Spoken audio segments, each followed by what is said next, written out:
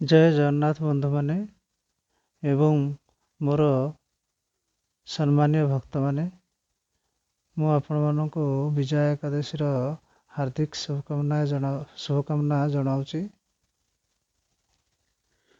ଆଜି ଆପଣମାନେ ସମସ୍ତେ ବିଜୟା ଏକାଦଶୀ ବ୍ରତ ପାଳନ କରିଥିବେ ବୋଲି ମୁଁ ଆଶା କରୁଛି। ଆଉ ମୁଁ କାଲି ସମୟର ଅଭାବରୁ ଆପଣମାନଙ୍କୁ କମ୍ ସମୟରେ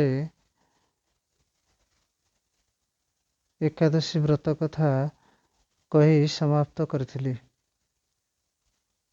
ତେବେ ମୁଁ ଆଜି ଆଉ ଟିକେ ବିସ୍ତୃତ ଭାବରେ ଆପଣମାନଙ୍କୁ ବିଜୟା ଏକାଦଶୀ ବ୍ରତ କଥା ବିଷୟରେ କହିବାକୁ ଯାଉଛି। କିନ୍ତୁ ଆଜିର ସମୟରେ ସମସ୍ତଙ୍କ ପାଖରେ ସମୟର ଅଭାବ, ସେଥିପାଇଁ ମୁଁ ଏକାଦଶୀ ବ୍ରତ କଥା ଜଲ୍ଦି ସମାପ୍ତ କରିବି। ମୋର କହିବାର କଥା ହେଲା, ଭଗବାନ ରାମଚନ୍ଦ୍ର ଯିଏ ନିଜେ ସ୍ୱୟଂ ଭଗବାନ ବିଷ୍ଣୁଙ୍କର ଅବତାର, ସେ ମଧ୍ୟ ବିଜୟା ଏକାଦଶୀ ବ୍ରତ ପାଳନ କରିଥିଲେ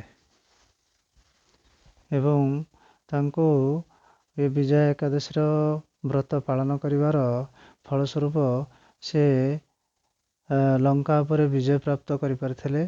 ତ ମୋର ଆଉ ଗୋଟେ ମନରେ ପ୍ରଶ୍ନ ଆସିଲା ଯେ ଭଗବାନ ସ୍ୱୟଂ ବିଷ୍ଣୁଙ୍କର ଅବତାର ରାମଚନ୍ଦ୍ର, ସିଏ କାହିଁକି ଏକାଦଶୀ ବ୍ରତ ପାଳନ କରିଥିଲେ? ତ ମୁଁ ଏହାର ପ୍ରଶ୍ନର ଉତ୍ତର ଖୋଜିବାକୁ ଯାଇ ପାଇଲି ଯେ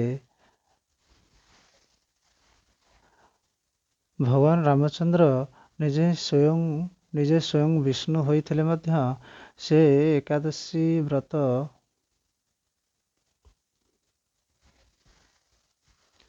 ପାଳନ କରିଥିଲେ।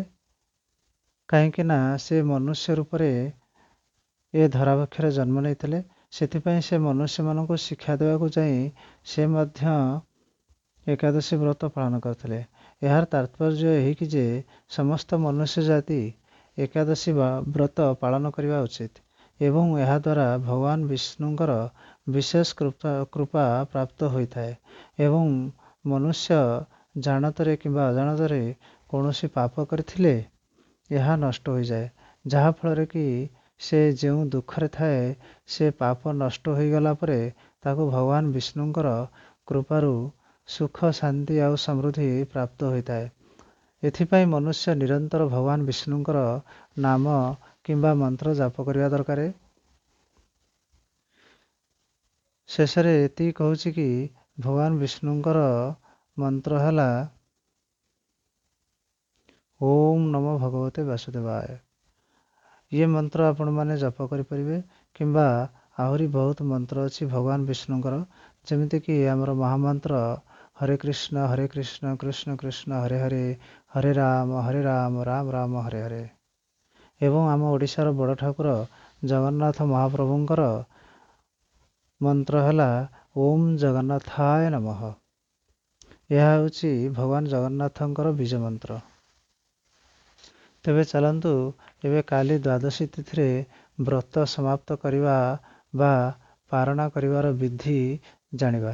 କାଲି ବ୍ରହ୍ମ ମୁହୂର୍ତ୍ତରେ ଉଠି ସ୍ନାନ ଆଦି ନିତ୍ୟକର୍ମ ସାରି ଅନ୍ନପ୍ରସାଦ ତିଆରି କରିବା ଏବଂ ତୁଳସୀ ପତ୍ର ସହିତ ଭଗବାନ ବିଷ୍ଣୁଙ୍କୁ ବା ମହାପ୍ରଭୁ ଜଗନ୍ନାଥଙ୍କୁ ପ୍ରସାଦ ଅର୍ପଣ କରିବା ଏବଂ ତାପରେ ସୁଯୋଗ୍ୟ ବ୍ରାହ୍ମଣଙ୍କୁ ଡାକି ଅନ୍ନପ୍ରସାଦ ଭୋଜନ କରାଇବା କିମ୍ବା ଏହା ଯଦି ସମ୍ଭବ ନୁହେଁ ତାହେଲେ ଭୋଜନ ସାମଗ୍ରୀ ସହିତ ଦକ୍ଷିଣା କୌଣସି ସୁଯୋଗ୍ୟ ବ୍ରାହ୍ମଣକୁ ସମର୍ପଣ କରିବା ଏବଂ ନିଜେ ଅନ୍ନପ୍ରସାଦ ଗ୍ରହଣ କରି ଏକାଦଶୀ ବ୍ରତ ସମାପନ କରିବା।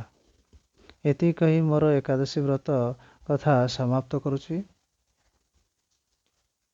ସମସ୍ତେ ଭଗବାନ ଜଗନ୍ନାଥଙ୍କ କୃପାରୁ ଭଲରେ ରୁହନ୍ତୁ। ଜୟ ଜଗନ୍ନାଥ।